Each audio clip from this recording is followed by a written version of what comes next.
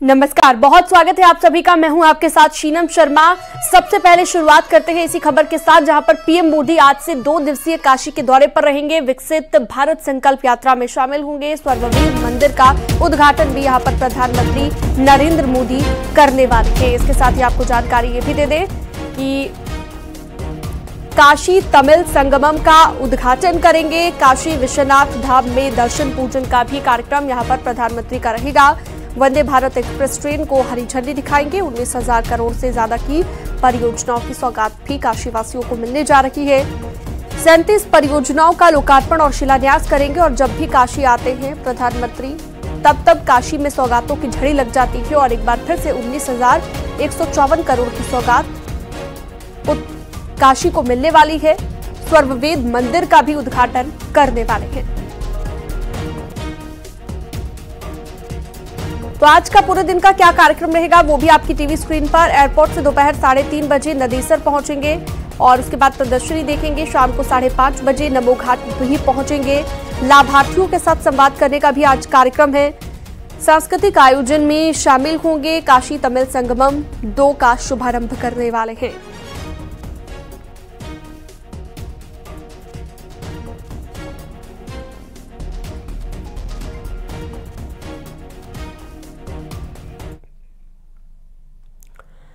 वाराणसी के दौरे को लेकर पीएम मोदी ने ट्वीट किया है और लिखा है कि मैं काशी के अपने बहनों और भाइयों के बीच रहूंगा। मैं विकसित भारत संकल्प यात्रा में हिस्सा लूंगा। और इसके साथ ही उन्होंने लिखा, इसके बाद काशी तमिल संगमम का उद्घाटन करूंगा। ये एक ऐतिहासिक मंच जो हमारी अनूठी सांस्कृतिक परंपराओं और विविधताओं का जश्न मनाता है।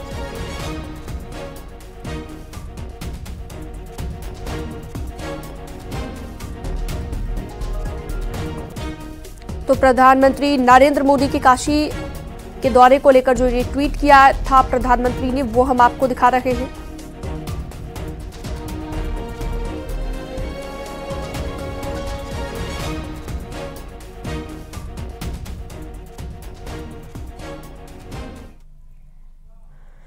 काशी दौरे के दौरान पीएम मोदी सबसे पहले छोटी कटिंग में विकसित भारत संकल्प यात्रा में पीएम मोदी शामिल होंगे। पीएम मोदी यहां पर विभागों के स्टॉलों पर जाकर विभिन्न लाभपरक योजनाओं के 3 लाभार्थियों से मुलाकात करेंगे। 3 लाभार्थी रहेंगे।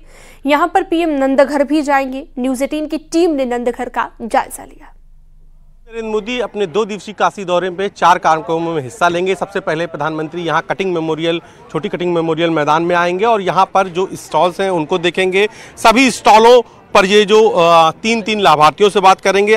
विभागों के स्टॉलों पर अलग अलग लाभपरक जो योजनाएं हैं उनके लाभार्थियों से बात करेंगे। ये देखिए स्टॉल्स लगाए गए हैं छोटी कटिंग में और यहीं पर लाभार्थियों से बात करेंगे। सबसे आकर्षण का केंद्र है ये नंदघर जो यहाँ पर बना है और इसमें राजा बाजार और चौका घेट के 25 बच्चों को आंगनबाड़ी कार्यकर्ता पढ़ाएंगी और प्रधानमंत्री खुद उनसे मिलने जाएंगे। इस नंदघर को एक तरीके से हम मॉडल आंगनबाड़ी केंद्र कह सकते हैं। वाराणसी में करीब 1400 नंदघर बनाए गए हैं और देश में करीब 6000 नंदघर हैं। महिला बाल विकास मंत्रालय की ओर से ये कोऑर्डिनेशन है और ये देखिए पीपीपी मॉडल पर ये बनाए गए हैं। यहाँ पर स्मार्ट टीवी के जरिए बच्चों की पढ़ाई होती है। इसके अलावा फैसिलिटीज़ की बात करें तो शुद्ध पानी, शौचालय, इसका भी इंतज़ाम किया गया है। रसोई घर है यहाँ पर। ये देखिए मैं आपको तस्वीरें दिखा रहा हूँ कि यहाँ पर ये इस तरीके से एक रसोई घर है जहाँ पर न्यूट्रिएंट्स की व्यवस्था, बच्चों के जो फूड्स की, मिलेट्स की व्यवस्था है वो है। इसके अलावा ये देखिए इस तरीके से कुछ शौचालय हैं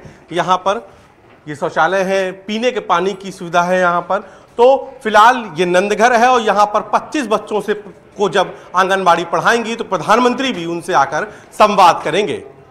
कैमरा पंकज सिन्हा के साथ उपेंद्र द्विवेदी, न्यूज 18 वाराणसी। वाराणसी में स्वर्णवेद मंदिर करीब 20 साल से तैयार हो रहा था, जिसका लोकार्पण प्रधानमंत्री नरेंद्र मोदी 18 दिसंबर को करने वाले हैं। स्वर्णवेद महामंदिर शिल्पकला तथा आधुनिक तकनीक के अद्भुत सामंजस्य का प्रतीक है। विश्वनाथ धाम के साथ ही ये महामंदिर काशी के धार्मिक और सांस्कृतिक महत्व को और ज्यादा बढ़ा देगा। 64,000 वर्ग फीट में बने 7 मंजिला महामंदिर का निर्माण करीब 18 साल पहले शुरू हुआ था। मंदिर का मुख्य गुंबद 125 पंखुड़ियों के विशालकाय कमल पुष्प की तरह है। सर्ववेद आश्रम खुलने के विगत 20 वर्षों तक ये मंदिर बन रहा था और अब ये ओपनिंग उनका 18 को है। इसके कारण करीब 1 से 1.5 लाख लोग यहाँ पर आ रहे हैं और 16 से 19 वाराणसी टोटली सोल्ड आउट है। स्पेशली सारनाथ एरिया और कैंटोनमेंट एरिया में एक भी होटल आपको नहीं मिलेगा, आइदर छोटे हो या बड़े हो, ये टोटल सोल्ड आउट चले हैं। प्रधानमंत्री नरेंद्र मोदी 2 दिवसीय दौरे में वाराणसी को 3 ट्रेनों की सौगात भी देंगे। इसमें वाराणसी से नई दिल्ली के बीच दूसरी वंदे भारत ट्रेन के साथ साथ काशी तमिल संगमम, केटीएस एक्सप्रेस और इंदारा धोरीघाट मेमू ट्रेन शामिल है। नई वंदे भारत की सुविधाओं का न्यूज 18 की टीम ने जायजा लिया। मोदी अपने 2 दिवसीय काशी दौरे पर इस बार 3 ट्रेनों को भी हरी झंडी दिखाएंगे और इसकी सुविधा काशी को मिलेगी। ये वंदे भारत नई वंदे भारत है जो वाराणसी से नई दिल्ली के लिए चलने जा रही है। इसके अलावा काशी तमिल संगमम यानी कि केटीएस एक्सप्रेस और इंदारा दोहरीघाट मेमू ट्रेन शामिल है। केटीएस ट्रेन की घोषणा पिछले वर्ष दिसंबर में पहले काशी तमिल संगमम में आए रेल मंत्री अश्विनी वैष्णव ने की थी। यह ट्रेन बनारस से कन्याकुमारी तक जाएगी। उत्तर और दक्षिण भारत के रिश्तों को प्रगाढ़ता और आवागमन सुगम बनाने के लिए कन्याकुमारी से चलने वाली ये ट्रेन आंध्र प्रदेश, तेलंगाना, महाराष्ट्र और मध्य प्रदेश और यूपी के विभिन्न स्टेशनों से गुजरते हुए वाराणसी कैंट होकर बनारस स्टेशन आएगी। अब जिस ट्रेन पर मैं मौजूद हूं उसकी बात कर लेते हैं। ये है काशी से चलने वाली नई वंदे भारत। अब इससे पहले एक वंदे भारत ट्रेन वाराणसी से नई दिल्ली चलती है, लेकिन ये नई ट्रेन है जिसका नंबर 22-415, 22-416 होगा और इसका रैक जो है वो वाराणसी पहुंच गए हैं और फिलहाल यहां पर ये ट्रेन खड़ी है। पीएम मोदी विकास कार्यों के स्टॉल पर जाकर लाभार्थियों से संवाद भी करेंगे और इन स्टॉलों में यूपी के सरकारी प्राइमरी स्कूल के कुछ बच्चे भी होंगे जिनसे पीएम संवाद करेंगे और पीएम मोदी से मुलाकात को लेकर इन बच्चों का जोश 7वें आसमान पर है। न्यूज 18 ने इन बच्चों से जानी उनके मन की बात। स्मार्ट स्कूल है क्योंकि जो सरकारी स्कूल है उनमें कई स्कूलों को स्मार्ट स्कूल बनाया गया है और जो उसी में से एक है ये विकासित सेवापुरी विकास क्षेत्र लगता है और इस शहरी इलाके के बच्चे। सबसे पहले मैडम से बात कर लेते हैं। मैडम, ये किस स्कूल से बच्चे हैं सभी? ये कंपोजिट स्कूल महमूदगंज के बच्चे हैं और हमारा स्मार्ट स्कूल है, पूरी तरह से सारी सुविधाओं से लैस है। अच्छा, स्मार्ट, हाँ। तो स्मार्ट स्कूल है, सभी स्मार्ट बच्चे तो हमेशा स्मार्ट होते ही हैं। तो क्या नाम है आपका? वैभव। वैभव। वैभव, आपका? सोनम। सोनम। सब लोगों को मिलना है, किससे मिलना है? प्रधानमंत्री से। प्रधानमंत्री से। कौन है प्रधानमंत्री? नरेंद्र मोदी। नरेंद्र मोदी जी। तो क्या बात करेंगे? प्रधानमंत्री जी आएंगे तो क्या बात करेंगे प्रधानमंत्री से? अच्छा अच्छा अच्छा अच्छा अच्छा, क्या बताएंगे आप? अब बनारस के पूरे स्कूल बहुत अच्छे बनवा दिए हैं। हर क्लास में कोई स्मार्ट टीवी रखा गया है। और प्रधानमंत्री पूछेंगे और कैसी पढ़ाई चल रही है तो क्या बताएंगे? कहेंगे बहुत अच्छी पढ़ाई चल रही है। हरदोई में तेज रफ्तार बस सड़क के किनारे सब्जी की दुकान में जा घुसी। हरदोई लखनऊ राजमार्ग पर बेकाबू बस एक कार को टक्कर मारते हुए सड़क किनारे सब्जी की गुमटी में जा घुसी। इस हादसे में 5 लोग घायल हुए हैं। इसके साथ ही आपको ये भी बता दें कि कोतवाली कछौना के रेसों के पास की ये घटना बताई गई।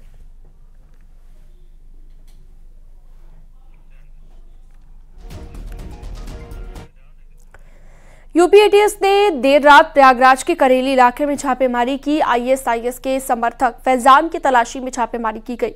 एटीएस ने फैजान पर 25,000 का इनाम घोषित किया है। यूपी एटीएस को घर पर फैजान बख्तियार नहीं मिला, जिसके बाद फैजान के पिता एडवोकेट यूसुफ मिले।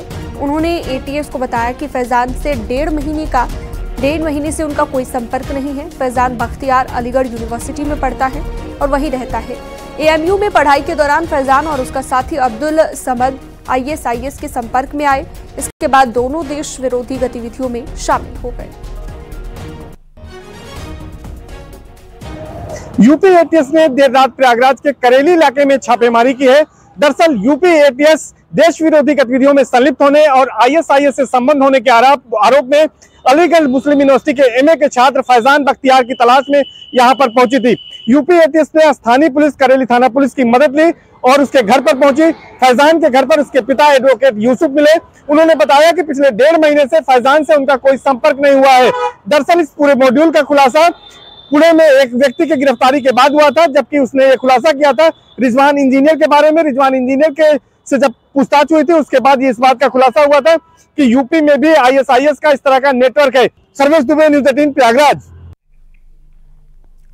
बुलंदशहर में अवैध कॉलोनियों पर चला है बुलडोजर। अवैध कॉलोनियों पर बुलडोजर की बड़ी कार्रवाई हुई है और बिना नक्शा पास कराए अवैध 2 कॉलोनियां यहां पर काटी जा रही थी। दोनों कॉलोनियों में रास्तों और बाउंड्री वॉल पर ध्वस्तीकरण की कार्रवाई की गई।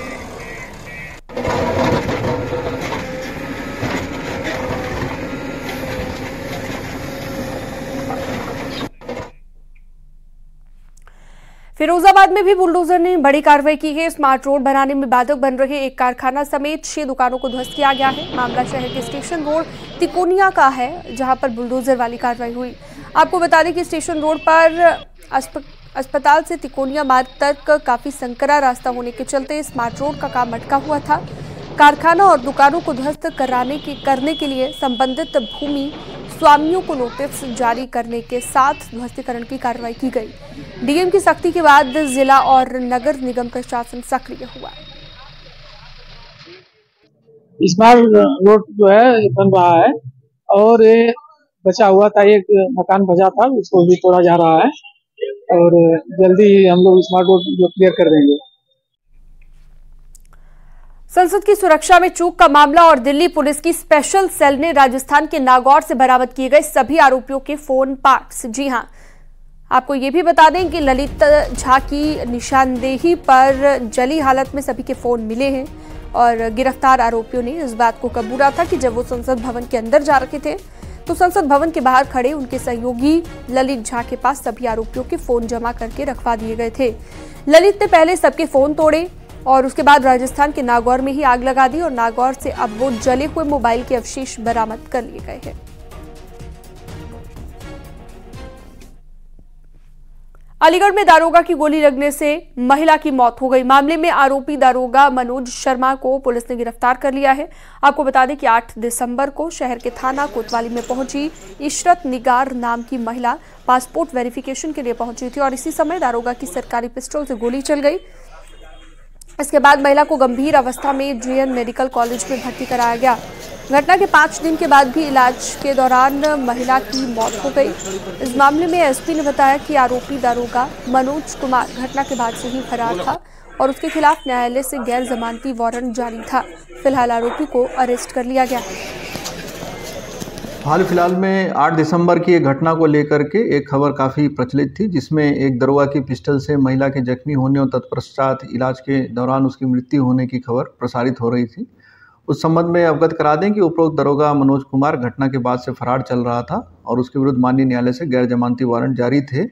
उपरोक्त सब इंस्पेक्टर मनोज कुमार को गिरफ्तार किया गया है और इस संबंध में विवेचना अभी प्रचलित है। सभी साक्ष्यों को, तकनीकी साक्ष्यों को विवेचना में शामिल किया गया है और निष्पक्ष विवेचना की जा रही है। उपरोक्त संबंध में मजिस्ट्रियल इंक्वायरी भी प्रचलित है। बिजनौर में प्रेमी युगल के साथ दबंगों ने मारपीट की है। दबंगों ने प्रेमी युगल को पहले खेतों में जमकर मारा, उसके बाद उससे उठक बैठक कराई। युवती ने छेड़खानी का भी आरोप लगाया है। वायरल वीडियो के आधार पर पुलिस आरोपियों की तलाश में जुटी है। न्यूज़ 18 वायरल वीडियो की पुष्टि नहीं करता। थाना नजीबाबाद के फजलपुर का मामला बताया गया।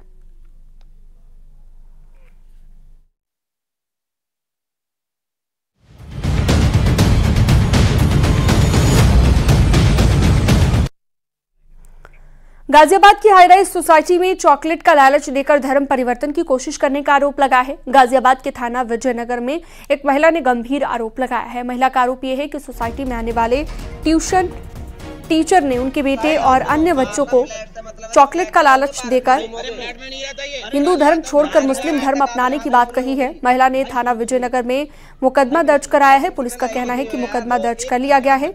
आरोपी से पूछताछ जारी है। जिसमें सिद्धार्थ विहार स्थित गौर सिद्धार्थम में एक व्यक्ति द्वारा बच्चों को चॉकलेट का प्रलोभन देकर धर्म परिवर्तन करने का आरोप था। पुलिस ने सूचना का संज्ञान लेते हुए तुरंत ही सुसंगत धाराओं में एफआईआर पंजीकृत की। इसमें जो 2 अभियुक्त हैं उनको हिरासत में ले लिया है। साक्ष्य संकलन की कार्रवाई चल रही है।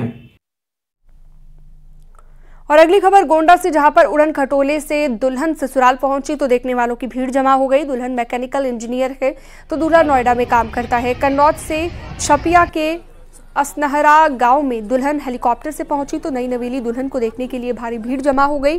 फायर ब्रिगेड और पुलिस के जवान भी मौके पर मौजूद रहे।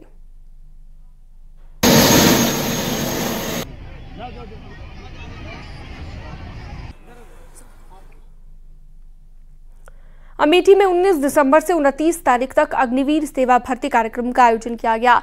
डॉक्टर भीमराव अंबेडकर स्टेडियम में होने वाली अग्निवीर सेना भर्ती रैली को लेकर 13 जनपदों के 10,000 अभ्यर्थियों को सेलेक्ट किया जाएगा।